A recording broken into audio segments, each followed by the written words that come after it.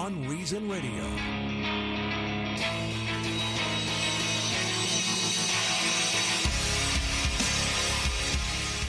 So, are we experiencing the death of the handshake? I mean, it's March 10th, 2020, the official end of the common handshake in the United States of America. Have you noticed that people are a little nervous to shake hands right now, Tom Benson? Oh, absolutely. And if the handshake is going passé, the fist bump seems to be the way to go. So the fist bump, because there's the elbow bump, too, that I've noticed. And I've also seen people, touch feet, with shoes on, of course. They say hello that way. Oh, that's a little lame. Yeah, I don't want to touch someone's foot. That's a little bizarre, yeah. I still contend that we should do what they do in Japan. Bow. Yeah, do a little bow. Uh-huh. I mean, you're not touching at all at that point. You don't get germs that way at all. Maybe that's why they started that, I don't know, thousands of years ago, because they knew. They knew. This is Beyond Reason Radio. I'm your host, Michael Yaffee, the voice of reason in a world that is beyond reason. I mean, kind of speaks for itself how beyond reason it is today. We're on until 8 p.m. here tonight on News Radio WFLA Orlando. Of course, we're on Facebook Live as well. If you want to like the Beyond Reason Radio Facebook page, I also post that video on YouTube. So if you ever miss the Facebook Live feed, you can catch it on YouTube. Just search for Beyond Reason Radio. Two big stories we're going to cover here tonight. Coronavirus, of course. I know people are getting sick of already. I can tell. Mm-hmm. I can tell we're somewhat reaching the point where we're getting a little past the panic, I think, and we're moving towards... You can tell sarcasm is working in... Yeah, I mean, you see that on Facebook a lot, all the memes, but sure. I'm sensing that it's kind of like, okay, I'm getting a little tired of all of this. Yeah. Okay, we just got to laugh about it at this point. Mm-hmm. Because there's only so much you can do. I mean, unless you're elderly and you want to stay home or you're in certain areas and you have to quarantine, that's fine. But people like me and you, we can't just stop living our lives. So you just wash your hands more, you sanitize more, you take some vitamin C, I guess. There's certain things that you have to do, but I think panic doesn't seem to help right now. I mean, you can only panic so much. And you can always use that as an excuse to avoid people you don't like. Yeah. I'm sorry, I can't come over today. I can't see you. We're cocooning at home. There was a meme that I really liked. Let me pull it up because I actually have it here. There's a meme that said, to prevent coronavirus, stay home, avoid physical contact, and don't go into large crowds. Introverts. I've been preparing for this moment my entire life. That's me. Yeah. That is definitely me. So where I want to, first, Tom Benson, how are you? You're okay? You're not sick or anything? No, we're fine over here. Yep. We got our wipes. Yeah, we do. I put on some hand sanitizer before the show, even though I hear it doesn't really work as well as everyone thinks. It's what the mind, you convince the mind that it's working. I always go back to this. A good friend of mine, he took chemistry in college, and they did an experiment where they tried different hand sanitizers to kill germs, under a microscope. Sure. And they tried soap and water. He said, by far, the best thing is soap and water. He said a lot of the hand sanitizers really didn't do much of anything. Yeah. It's just the alcohol. The alcohol is the thing that kills it. So, yeah, the alcohol will kill it, but you have to douse your hands to really kill all the germs with hand sanitizer, where soap will grab it and wash it off. And so by far, the best thing you can do is wash your hands 20 seconds with warm water and soap. Up here at the Radio Palace, I avoid doorknobs all the time anyway. So now... I mean, I avoid people, so that should help. There's two things I want to address, though, seriously when it comes to coronavirus. The first thing is the Trump administration, and specifically President Trump's President Trump's response to this. I think there is good and bad when it comes to President Trump being president right now during a situation like this. I'll start with the good. The good is it seems like President Trump is pretty good at delegating authority. So he delegated the task force to Mike Pence and the Surgeon General and a lot of medical leaders. And it doesn't seem like he's micromanaging too much what they're doing. He's pretty good at letting them handle it. Yeah, he'll comment on things on Twitter, and I'll get into that in a moment. But for the most part, by putting them in charge, letting them handle it for the most part, this is a time where you have to delegate authority because he's not a medical expert. So it's better for him to let them be in charge and not try to micromanage. If he was trying to micromanage everything, probably just screw it up because he wouldn't know what he's doing. He's not a doctor. It's not an insult to him. He's just not a doctor. The bad of having President Trump in a situation like this, in a crisis like this, is he is always someone who exaggerates the positives constantly. We all know this. If you're being honest with yourself, you know that Trump does this all the time.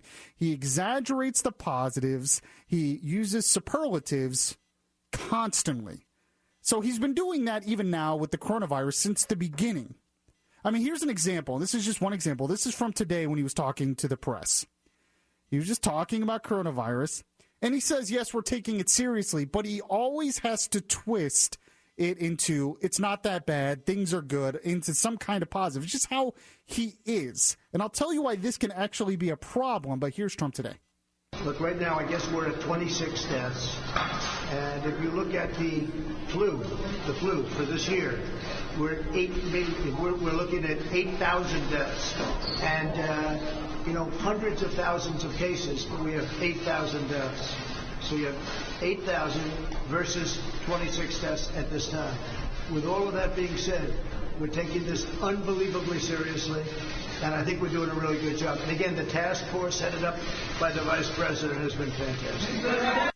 So I think some of the criticism that he's not doing a good job is definitely exaggerated. It seems like they're doing the best they can.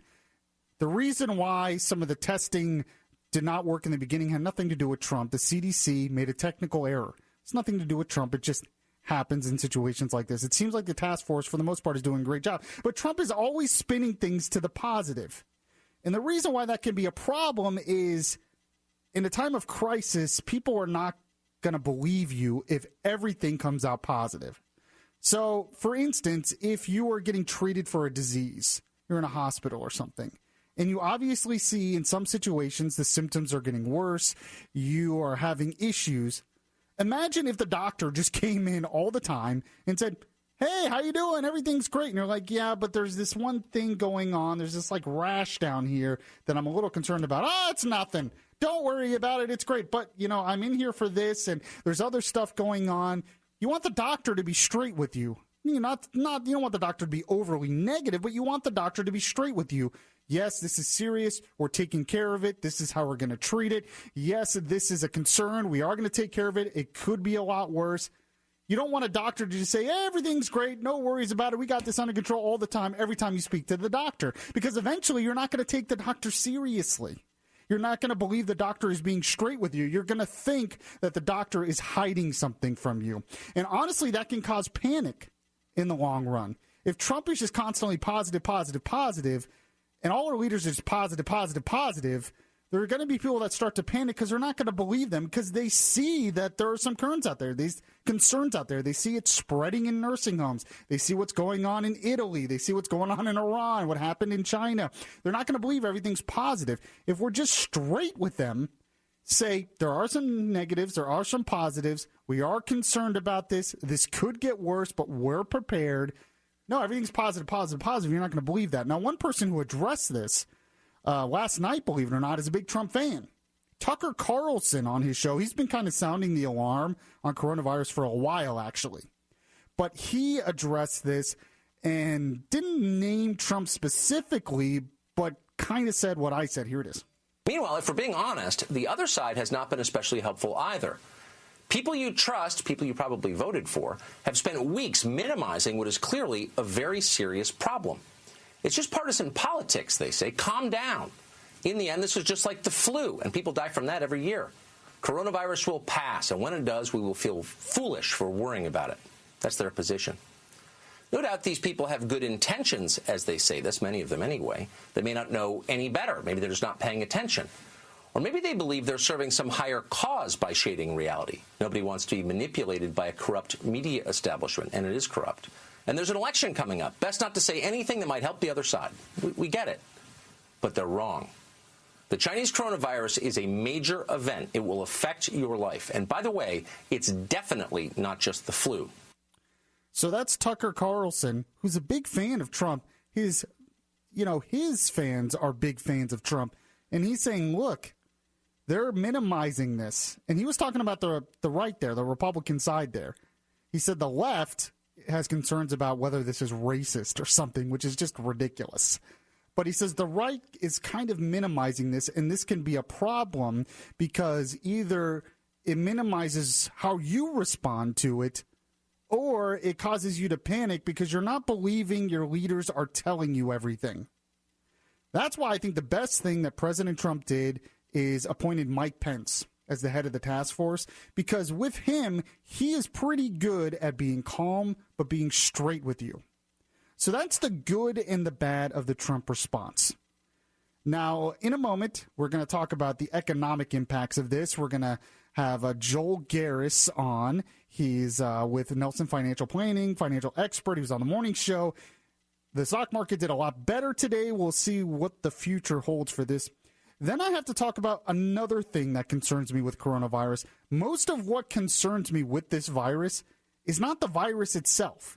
It's the reaction to it. It's how our leaders are reacting to it, and how the pundits are reacting to it, and how the people are reacting to it. So we'll get to that next and much more. This is Beyond Reason Radio. I'm your host, Michael Yaffee. We'll be right back.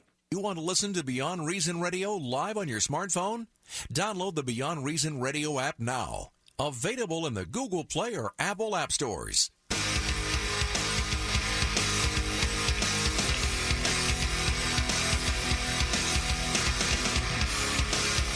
Your voice of truth in a world of fake news. Beyond Reason Radio continues right now. So the stock market did a lot better today, but the coronavirus task force spoke on the economic impacts of this just about an hour ago. Larry Kudlow, chief economic advisor to President Trump, spoke about possible ways to help the economy. A payroll tax holiday was one of the ideas, some other ways. So with more on this, we wanted to bring on an expert, and we're talking with Joel Garris from Nelson Financial Planning right now, going to give us his expertise on what's going on here. Joel, thank you so much for coming on Beyond Reason today. Pleasure as always. So what do you think about what happened today in the stock market? Well, I think today was sort of a natural reflection of yesterday. I mean, when people think about market volatility, they think only about sort of the negative side of it. And the reality is that when you have something's volatile like the market, there's also sort of the positive side, which is what we saw today. So it makes it very difficult for investors to sort of try and predict the market, meaning I'm going to get out today and then back in tomorrow, because all it takes is to miss some of these up and down days, and particularly these up days like we had today, and ultimately you hurt your return over time. So the volatility really started kicking up pretty good a couple of weeks ago. We've seen these days where one day the market's down 1,000 points and the next day the market's up 1,000 points. Which I understand doesn't mean as much as it used to, because obviously the overall market, where are we at now with the total of the Dow? It's a lot higher, so 1,000's a lot lower percentage than it used to be. Correct. The math on it is if it's 1,000-point swing of the Dow's 10,000, well, that's a 10% drop. But if it's 25,000, 1,000 right, points is only about 4%. So, I mean, I think the market is clearly looking at this data that's happening, and just the slew of cancellations that you hear about out there, where businesses are canceling conferences and the folks are told not to take cruises. I mean, that clearly has an economic impact that I think the market's really pricing in for the next couple of quarters, where we could very well see ourselves in a contraction mode. So when the Trump administration today is talking about some ways to maybe stimulate the economy, maybe bailouts for the hotel and the cruise industry, but also maybe a payroll tax holiday of some sort, what do you think of that? Do you think that's actually necessary? I'm not sure that it's necessary. I mean, we've already cut interest rates by a full 50 basis points, so that's a pretty steep cut in the interest rates. And, of course, the reality is that any of those types of movements that you make, whether it's interest rate cuts or payroll tax cuts, it takes a long time for that to show up in the economy. And I suspect that, this current crisis over the virus is really one that is front and center for most likely the next 2 or 3 months.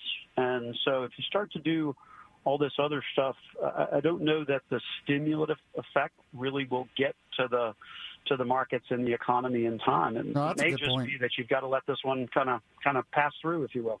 Yeah, I mean, my thought originally was what's happening right now, it's not something systemic in the economy like what happened in 2007, 2008. So the demand is technically there. It's just people can't go out and use that demand. But that means there'll be a lot of pent-up demand. In a couple of months, we're going to see some kind of boom because that pent-up demand will all of a sudden flood back into the economy. I mean, do you kind of see the same thing? No, I think that analysis, Michael, is spot on. I mean, that's exactly the kind of V-shaped recovery that economists are expecting out of this, where you have a massive reaction that ultimately hurts economic development in the short term. But then you're right, you create a lot of pent-up demand. A lot of people still want to go on cruises. A lot of people still want to travel, and they'll do that once sort of the all clear sounds. And so that would follow that V shape, if you will, of an economic pattern. Any other thoughts on what happened in the market today or what's going on with the economy and coronavirus? Well, I think what the other thing that sort of has played out over the course of the past 48 hours is this oil stuff, where you've got Russia and Saudi Arabia really trying to push the price of oil down. I think there may be some negative reasons behind that, in that they may be trying to knock shale oil production in this country off a little bit. I know they'd certainly like to do that. They tried that before back in 2015. It didn't work particularly well. But I think the timing of that dispute over oil wrinkling in or wrapping itself on top of this virus hysteria is one of those potential additional factors that could further push the economy into a recession.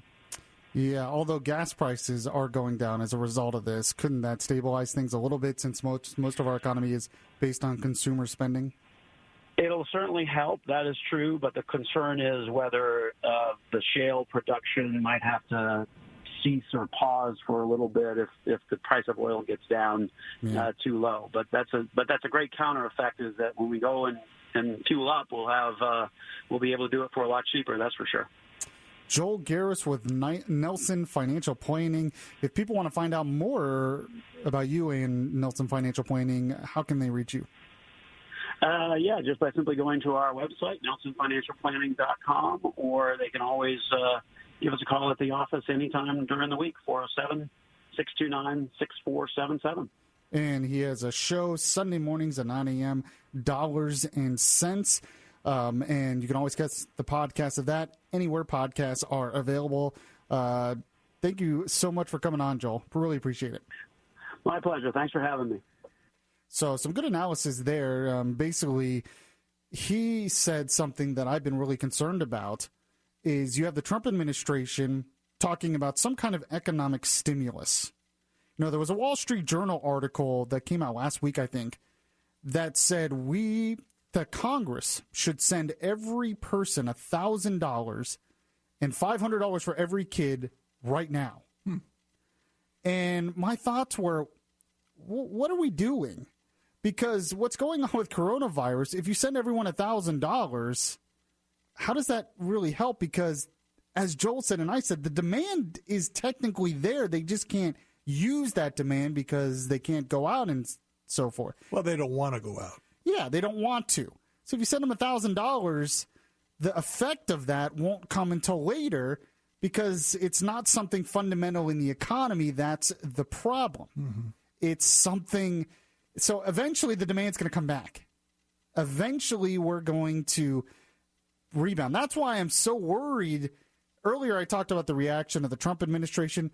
But one thing that worries me about the coronavirus is the reaction of the left, which we'll get into in a second, but also the reaction of everyone else, because for some reason in the United States of America, right now we believe the lie that we should have economic growth all the time. And businesses believe the lie that their companies should grow all the time. That's impossible. You can't have constant economic growth all the time. There are going to be things that happen that get in the way. And sometimes it's best to just be prepared for the downturns, ride them out, and then go back on the other end and do even better. But we are at a point right now where every time there's even just a little bit of a downturn, we have politicians in Washington who want to step in, and we have to do this and we have to do that. We have to spend tons of money. And now we have how much? $23 trillion in debt. That's how we got here. And maybe those things don't really help. They just make things worse. Not only that, but it creates false incentives where businesses no longer prepare for the worst. They no longer prepare for the bad times because they just expect the government to bail them out if there are bad times. So what we're doing is we're creating an economy that's based on tons of debt because we'll believe the good times will keep on rolling. We'll be able to make those debt payments. But that's not going to work because something like coronavirus or something else is always going to happen. And you need to be prepared for them. But as a country, we no longer want to do that. And that frankly bothers me. It really does. But why does that happen in this country right now? It happens because we have given the government way too much power over the economy. That's why.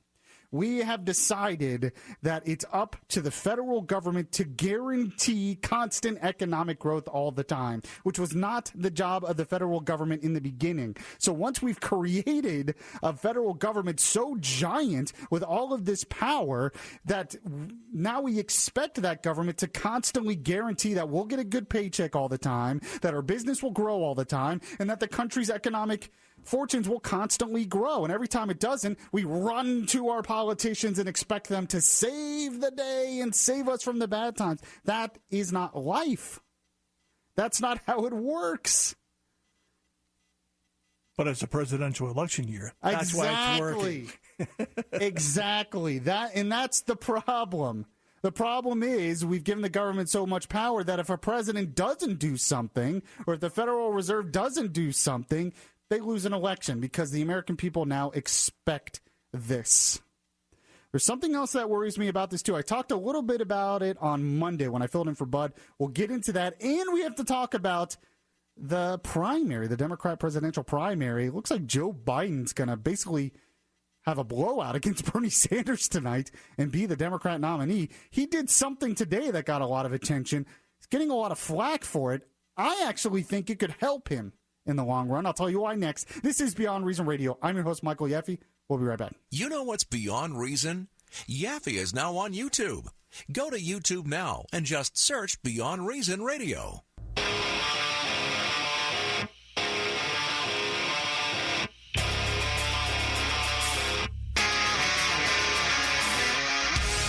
Your safe space for conservative thought, not for political correctness. Yaffee is back right now. So I was just looking at the monitor, and they have Eric Trump on TV, and I noticed he has a beard going on lately. I know the other Trump kid has a beard. I know Ted Cruz has a beard. How is it that everyone copied my beard? I must be a trendsetter more than I thought. You are, yes. Seriously, I had the beard first, and now all of a sudden everyone has a similar beard than mine. I don't know what happened. I'm just saying, if you want to see it, you can like the Beyond Reason Radio Facebook page and see us on Facebook Live. I had a bunch of people on Facebook Live tonight, actually. So if you want to do that, go ahead. I just want to say I'm a trendsetter. Well, Ted Cruz is now self-quarantined, for 14 days? So he's going to get a 14-day growth.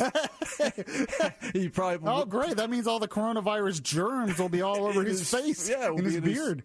Yeah. I'm thinking about shaving my beard just to see if everyone else follows my lead and shaves it.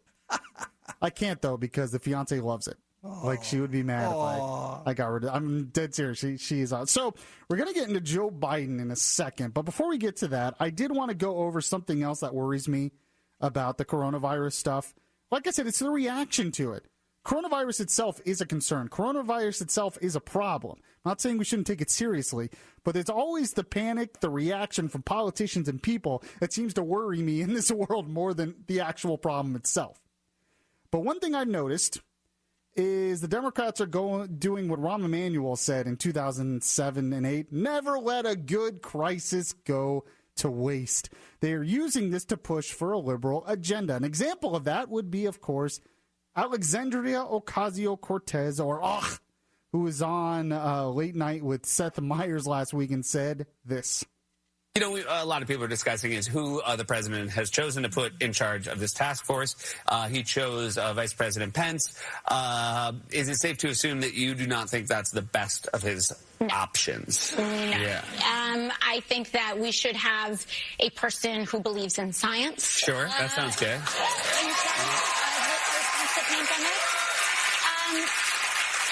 Ideally, what we have is a person who believes in universal health care and paid sick leave and an agenda that actually can help prevent the transmission of disease. Ooh, universal health care. You think that'll help everyone, Tom Benson?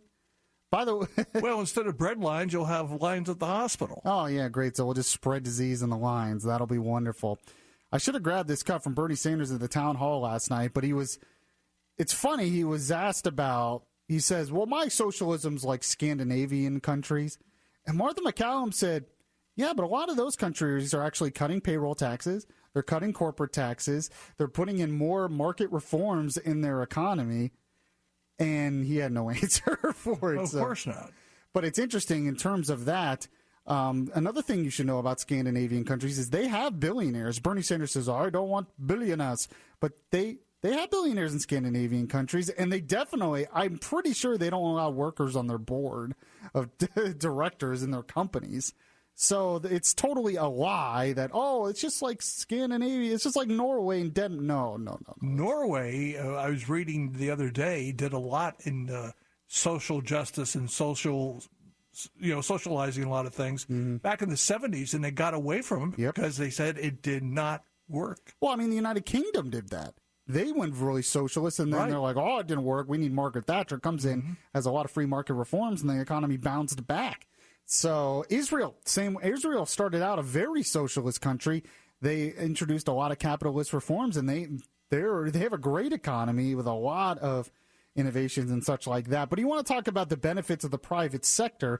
Why don't we hear from Dr. Anthony Fauci, who's a part of the coronavirus task force? He was on Meet the Press over the weekend, and he brought up a good point on all this. Here it is.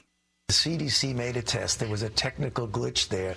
The CDC provides tests for the public health groups in the state and local.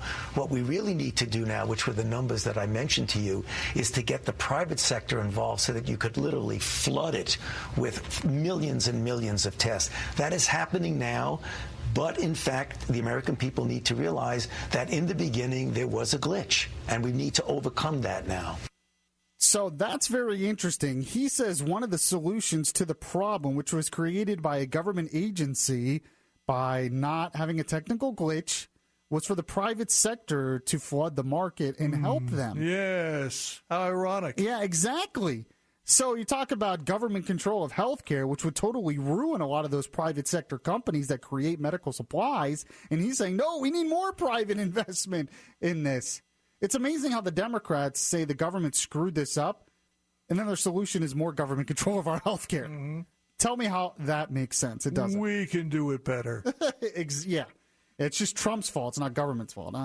So I want to move on to Joe Biden. So it looks like he's going to win a lot in the primaries tonight. They're calling this a mini Super Tuesday. I don't know how it's mini Super Tuesday if Mini Mike's not involved in it. But, I've heard it called Super Tuesday 2.0. Oh, really? Yeah. That's maybe that's better. But I've heard mini Super Tuesday a lot of places. But Joe Biden was in Detroit today and talking to auto workers, and he created a lot of controversy because he got upset, got in an argument with one of them over, gun laws. Basically, he wants to take away guns. Some of this is a little hard to hear, but I want you to listen to this and listen to Joe Biden's reaction here.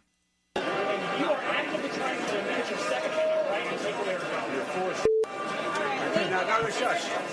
Biden says he's full of, you know what? Tell someone next to him to shush. Second Amendment, just like right now, if you yell fire, that's not free speech. But from the very beginning, I have a shotgun, I have a 20 gauge, a 12 gauge, my son's hunt. Guess what? You're not allowed to own any weapons. I'm not taking your gun away at all. You need 100 rounds. You were in Veto and you said you're going to take our guns. I did not say that. That's not true. I did not say that. It's a viral video like the other ones they're putting out that are simply a lie. Your voice, you said that you're taking guns. Oh, he just clarified it. Wait. Take your AR-14s and what? Okay, this is not okay. Hold on. Hey, let's get Don't tell me to leave. There's a lot of guys. Want to. I'm not working. So much. Give me a break. You're pushing up on me. Hey, there's a lot of Hey. Look, here's the deal. Here's the deal. Don't heat it. Don't argue. I said, are you able to own one? Machine guns are illegal. That's right. So AR-15s are legal. How is that in the machine guns? No, it's not. Semi-automatic. Yeah, do you need 100 rounds? Do you need 100 rounds? In America with handguns, and there are what you call assault rifles. Why are you advocating for assault rifles when people are buying for handguns? So he kind of walks away. What's really interesting about this is people say, oh, he's having a meltdown. This is bad. How could Joe do this? This does not look good. I actually think that is the best Joe Biden has looked in weeks. Think about this. He got a little angry, but he actually put together a complete sentence and actually made cohesive arguments. Mm-hmm. Now, some of them were saying he was lying. I mean, yeah, probably was, but he actually made the argument and stood up for his argument and was willing to get in the face of someone else over his argument. Who was wearing a hard hat. Yeah. He had to talk tough. And he talked tough, but he didn't sound like he was senile or couldn't remember things or didn't know what he was doing or where he was. That is the best I've seen him in a while. Believe it or not, if Joe Biden is like that more often, he will be harder to beat than this next guy I'm going to play of Joe Biden. I think last week when he was in Missouri when he said something like this, another gaffe. And turn this primary from a campaign that's about negative attacks into one about what we're for, because we cannot get reelect. We cannot win this reelection. Excuse me. We can only reelect Donald Trump. So there you go. Gets a little confused there. We can't reelect. And there's so many cuts like that. You know, I've been saving all of Joe Biden's gaffe, and I think that was gaffe 10 or something like that. Sure. It just keeps lining up, and they're not so bad in an individual basis. It's just the fact that they keep happening over and over and over again. That's the problem. I heard the campaign wants to cut down on the gaffes by limiting the amount of how long his speeches are. Shorter speeches. Not a bad idea. Less chance for something like that to happen. Yeah, there's no reason for him to have him longer now because he's basically the nominee. But I think it's interesting that you have Joe Biden today angry, animated, standing up for his beliefs, not knowing where he is, knowing what he's saying, putting together complete sentences. And then you have that Joe Biden who can't put together a sentence. I'm telling you, the Joe Biden of today, while people give him some criticism initially, would be harder to beat because there is this. Well, Joe will have to have his hard hat on during the debates with Trump. That's for sure. Okay. That would be interesting to see. Somebody told me that he wants a chair at the debates or something. Yes, the next Democratic debate that's coming up, if there is another one with Sanders, yeah. he's going to have a chair. And I just saw on the screen, and I need to confirm this, but there might not be people like spectators in the debate. It just might be them too because of coronavirus. I mean, they're both really old, so they're extra cautious right now because apparently this virus hurts people who are over 60, especially over 70 or 80. If they had any smarts, they'd sit around a kitchen table type setup and talk politics. You know, that would be interesting, actually. I bet a lot of people would watch that, but I don't know why giving him a chair, that doesn't help your senility. I wouldn't think so. It doesn't. If you have Alzheimer's, it's not the chair that If we can, doesn't help. If we can believe the report, I'm not sure my source on that. I mean, I've heard some criticism of Biden. I have not heard that he can't stand up or walk straight or something like that. That's happening. Probably should be concerned, but there seems to be this trend in the Democrat Party, and this is what they're going to do to try to beat President Trump. They think this is the way to do it. But this trend that you have to support Joe Biden because he's the man of civility. Mm-hmm. He's the man of decency. But not today. He's the man who's going to unite the country. In fact, here's a little montage of all the previous candidates who dropped out and are now endorsing Joe Biden, all the endorsements here in the past couple weeks. And it's basically what I said there. The reason why they want Joe to win is he's the man who will bring the country together. Here it is. You've got to do it in a way that starts to change the toxic and divisive nature of our politics right now. We can't go on like this. And we got a politics right now that makes it sound like being loudest is tantamount to being right. We need a politics that's about decency, a politics that brings back dignity. It is time for Americans to join hands instead of pointing fingers. It is time to turn back the division and the hate and the exclusion and the bitterness. And it is time to work together, to lift up those who are left out and to bring people with us instead of shoving them away. And you see that we have a potential to have a Joe Biden who is truly the statesperson in our party, who is truly the one that's calling us to stand together, not to fall apart, who understands, as he said to me in the car ride over here, the soul of our nation is aching right now. There are people afraid right now. There are people who see that the darkness has descended into their own personal lives and their own families. One of the things that we need right now is we need a leader who really does care about the people and who can therefore unify the people. And I believe Joe can do that.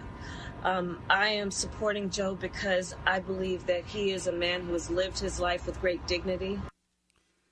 Why does Cory Booker always sound like a televangelist when he speaks? You ever notice? I mean, that's just a side, but he's like, here we have descended into the darkness, and Joe Biden will bring us to the light. Come on, man. I'm sorry, that was just a total side note. But will lead us to the promised land. Exactly. I don't know. But did you notice what they were all doing there? They were all saying, we're going to have civility. We're going to bring the nation together. We're going to unite and all this stuff. He's the man to get rid of the hate in politics. Well, the first thing they should do is give that message to Chuck Schumer. Yeah, Chuck Schumer didn't get the memo. A good place to start. But obviously this is going to be their approach against Trump. They think Trump is so divisive and his rhetoric is so bad that if they present Joe as being the nice guy, it's going to win. And I got to tell you, I don't think it's going to work. I really don't. And I'm a guy who wants more civility in politics. I really do. I wish we had that on both sides. But I don't think it's going to work because I don't think this country as a whole right now wants more civility in politics. I just don't. I look and observe the nation at this point, and they do not look for civility in their political leaders first. They don't. What they want is a fighter. What they want is someone who is going to stand up for their message and be willing to fight for it. And win. And win. Exactly. That's why Trump won the Republican nomination 4 years ago. Everyone told me he's a fighter. He's a fighter. I think because of the Twitter world that seems to bleed over into everyday life or something, people want a fighter. And this approach, that's why it's almost good for Trump that Bernie Sanders is not the nominee or will not be the nominee. Because Bernie Sanders is a fighter. Biden has not been a fighter. They're trying to make him man of civility. But as I said in the first cut I played today when he was in Detroit and he was talking with that one guy and he was fighting back, a lot of people criticized him for that. I think that Joe Biden would be a lot better against Trump. because people want a fighter. I'm just telling you, that is the way it is. This idea that, we're going to be the uniting men of civility to beat Trump. It ain't going to work. I don't think it's going to work just because that's not where the country is right now.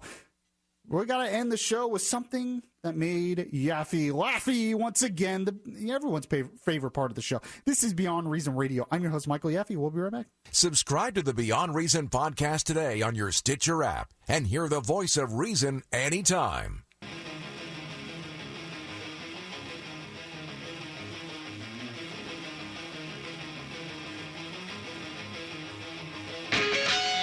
The place where we talk faith, culture, and politics. Beyond Reason Radio continues. Welcome back to the show. This is Beyond Reason Radio. It's Orlando's smart talk radio. If you miss any of the show, make sure to catch the podcast anywhere podcasts are available. You can also catch it on our Facebook page, just like the Beyond Reason Radio Facebook page, or you can follow me on Twitter at Michael Yaffee. Some guy texted in and said, talking about Joe Biden, which we were in the last segment, said, the problem is, Mike, that the guy in the hard hat was right. Biden advocates confiscating assault weapons. Mm-hmm. Puts assault weapons in quotes. He's exactly right. Mm-hmm. I mean, there's no doubt that Biden advocates confiscating assault weapons.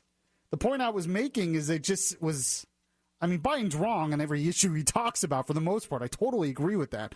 The point I was just making is that overall, standing back and just being an observer, it was interesting to me that was the most coherent I have seen Joe Biden in weeks and months, which I guess anger brings out the best in him. I don't know. So it is time of the show once again, something that made Yaffee Laffee.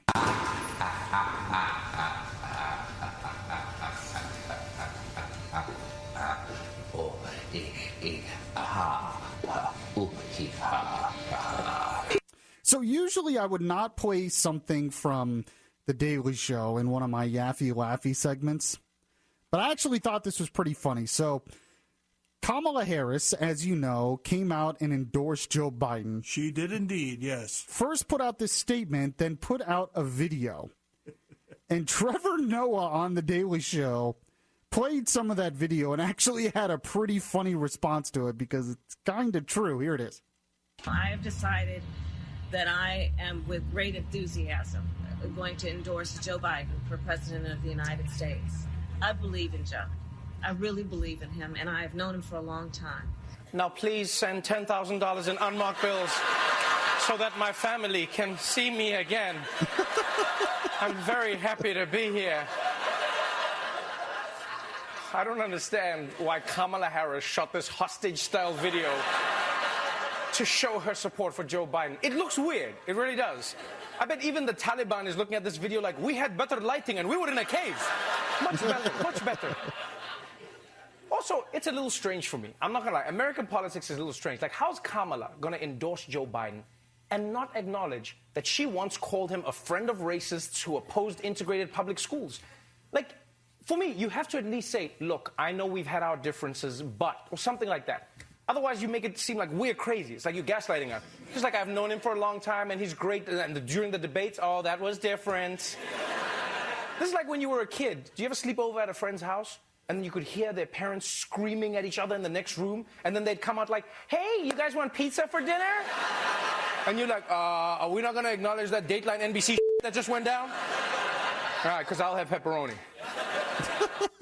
It's so true. If anyone has seen that video of Kamala Harris endorsing Joe Biden, it's like she literally says, I believe in Joe. I'm enthusiastically endorsing, but it was like, I believe in Joe. I'm enthusiastically endorsing Joe Biden.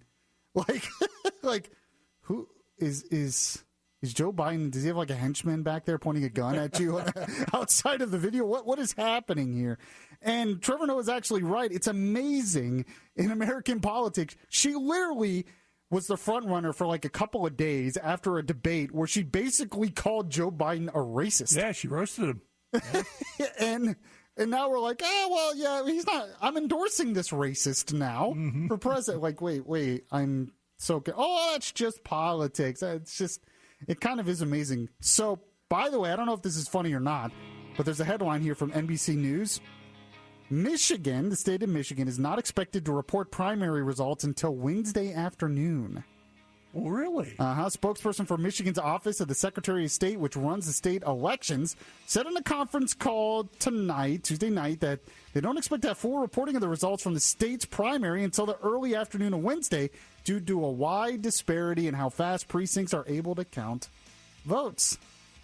I don't know if that's normal or not, but if this is another situation where they screwed it up, I guess I really would be beyond reason. This has been Beyond Reason Radio. If you missed any of the show, make sure to catch the podcast anywhere the podcasts are available. Like the Beyond Reason Radio Facebook page. And we'll see what happens in the primary tonight. It looks like Biden's going to win. And, of course, I'll catch you guys next time.